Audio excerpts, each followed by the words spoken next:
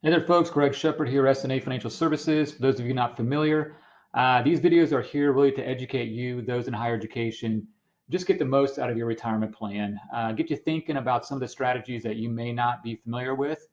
So today's short video, I'm going to attempt to intelligently and simply explain the components, if you will, of a 10-year TPA, transfer payout annuity, from the TIAA Traditional account inside an illiquid contract. We're going to use the RA contract as an example in this short video. Now, as I've stated in other videos, don't go out there and do this tomorrow, okay, what I'm about to speak about on your own.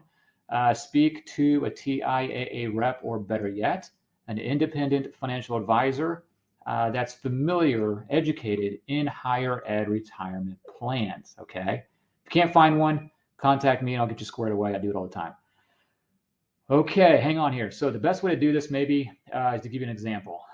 So I have a client that I'm working on right now, and what we did work on, we've already done it, but he has monies inside a TIAA Traditional investment in an RA contract. Right now, these are old contributions. He has separated service. So he's not contributing anymore.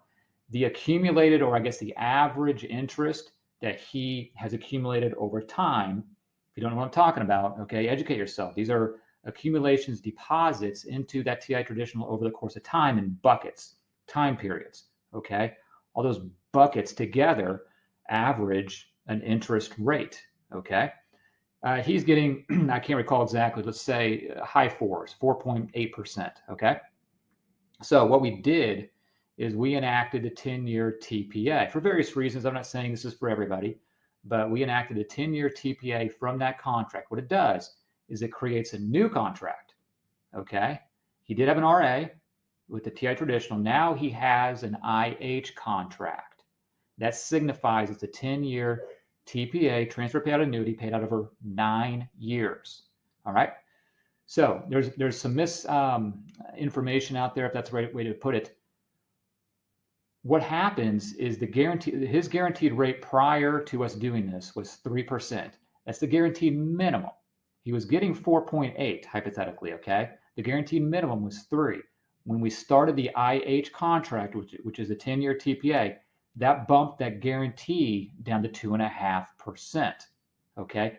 Does not change that 4.8%. So even as you're doing that 10-year payment to an IRA, or maybe as income, you're still getting that 4.8% in this case on that money that's still at TIAA, okay? And also, when you're extracting monies out over 9 years, the 10-year TPA, I've been asked, well, what chunks of money does that pull from? Those distributions, that transfer payout annuity, it's pro rata. So if you've had the account for 20 years, it's taking it pro rata from each bucket, which is deposits historically. Okay, I know this gets confusing, but I think it's imperative or important to know that your rate, the 4.8% in this case, doesn't change. It's the guaranteed minimum that'll get bumped down, in this case, like 0.5%, which is that a huge deal? I don't know. And then what you do with that money, either take it as income, or most folks will transfer it to a rollover IRA, invest it in whatever you want there. That money's liquid, so you can invest it and then siphon from that rollover IRA for income needed or wanted in the future, maybe R&Ds or whatever the case is. Okay, so that's kind of in a snippet here the components of a 10-year TPA. To remember, each contract, RA, GRA, SRA, whether it's liquid, all these illiquid contracts, make sure you know what you're doing prior to implementing any of this, because you'll make a decision that has irrevocable ramifications.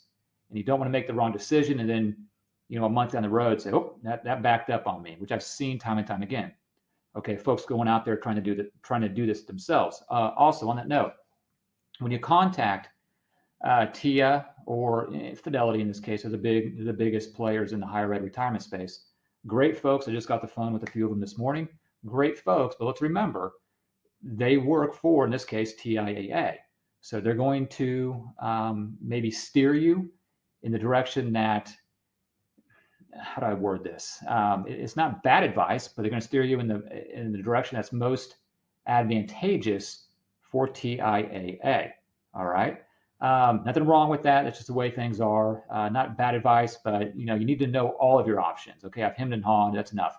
If you want help with your situation, by all means, contact me. I'll throw my information down below. I have folks that aren't clients contact me all the time, and I just get them squared away. Okay, folks. Greg Shepard here, S&A Financial Services. Deep breath. All right, go ahead and have a good one. All right, goodbye, folks.